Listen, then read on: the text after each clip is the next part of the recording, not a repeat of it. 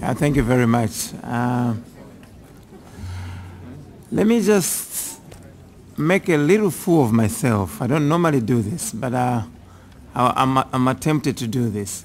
When I was tested for HIV 17 years ago, I was told your immune system, that's the science I was told, the immune system is going to break down and then different opportunistic infections are going to attack you and then you're going to die.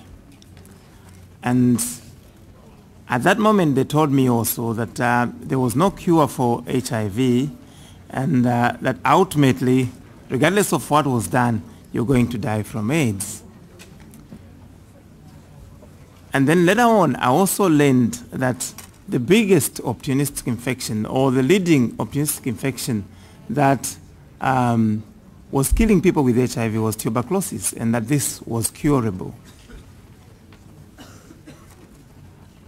And in the course of the last 12 years, I've seen people who are very closely, including my own brothers, die from tuberculosis, a disease that you have already heard is curable. I had TB myself and I got cured. So the question is, why are people continuing to die from an opportunistic infection that is curable?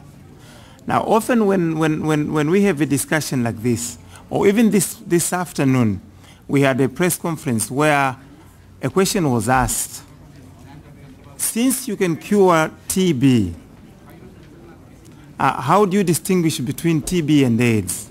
And for me, the answer is simple.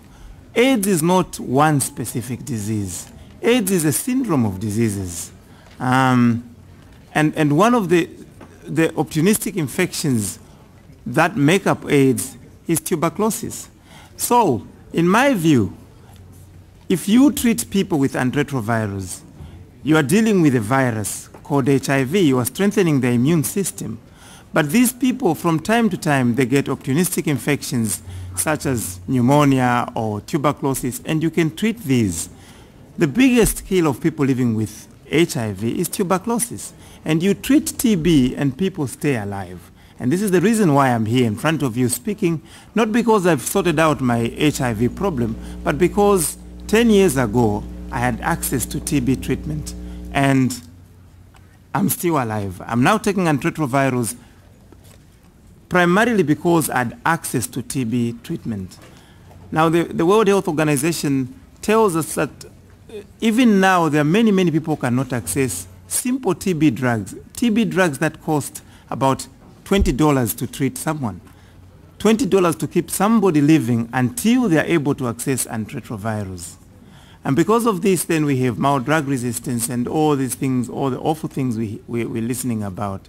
So my appeal to world leaders and my appeal to everybody here is that while we are trying to fight AIDS, we should not forget that in aiming at that ultimate goal of defeating the HIV virus, we shouldn't allow people to die from a curable disease called tuberculosis. Thank you very much.